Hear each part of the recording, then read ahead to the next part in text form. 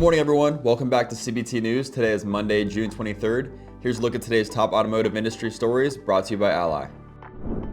Canada is threatening new tariffs on U.S. steel and aluminum imports starting July 21st if no trade deal is reached with the Trump administration. The move comes as a response to U.S. tariffs, which have doubled to 50% and could escalate if talks don't progress. Canada also plans to restrict federal steel and aluminum procurement to domestic suppliers starting July 30th, and will cap imports from non-free trade countries to 2024 levels to protect its domestic industry. New Stellantis CEO Antonio Filosa officially stepped into the role Monday and confirmed a slimming down leadership team, retaining his oversight of North America while naming 16 direct reports. Shares dipped after the announcement, with analysts concerned the internal picks signaled limited change. Filosa replaces Carlos Tavares and will be based in Detroit as he continues tackling U.S. tariffs and regional challenges. Texas is cracking down on Tesla's robotaxi pilot in Austin, where invite-only autonomous rides are underway for influencers and fans. A new law signed by Governor Greg Abbott requires robotaxi operators to get permits, follow strict safety rules, and coordinate with emergency responders starting September 1st. Lawmakers want Tesla to prove its vehicles are safe before hitting the roads without human drivers.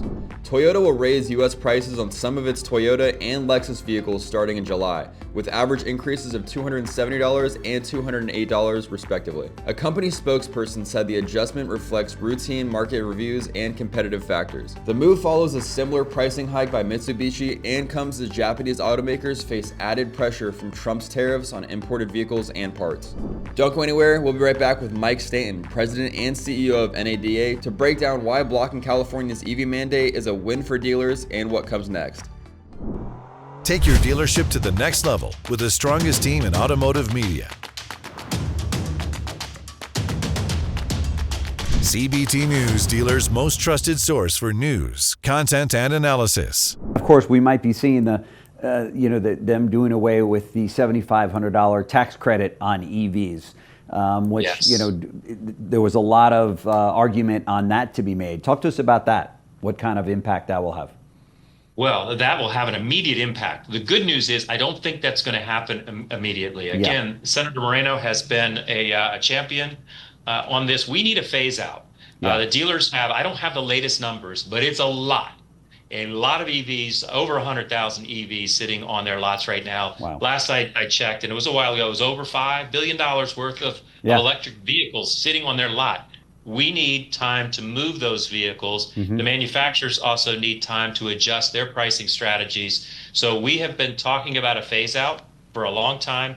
I think that's what we're going to see, but it's still very much up in the air right now. As soon as we have a definitive deadline, and we're looking at probably, another 3 months, maybe through the end of the year. As soon as we know for sure, we will make sure we get that information out to dealers, as I know the manufacturers will, because the dealers, as you know, Jim, the dealers will work the current landscape, the current climate, the current program, but we have to know what that is. That's right. And that's what we've been pushing for is a phase out. Because yes, there has been talk about kind of a ripcord on this thing, and that's just it's not fair to dealers that have already invested in this product. As your listeners know, once the dealers they're on the lot, they bought them. They're committed. There's no consignment situation. We bought them, and we're motivated to sell them. That's right. We just need the time to work out of it in the right manner. Be sure to watch the rest of this interview in its entirety right here at cbtnews.com. Well, that wraps up our show for today, but join us again here tomorrow morning on cbtnews.com. And if you haven't already, be sure to follow us on all your favorite social media platforms, and we'll bring the latest industry buzz right to your feed.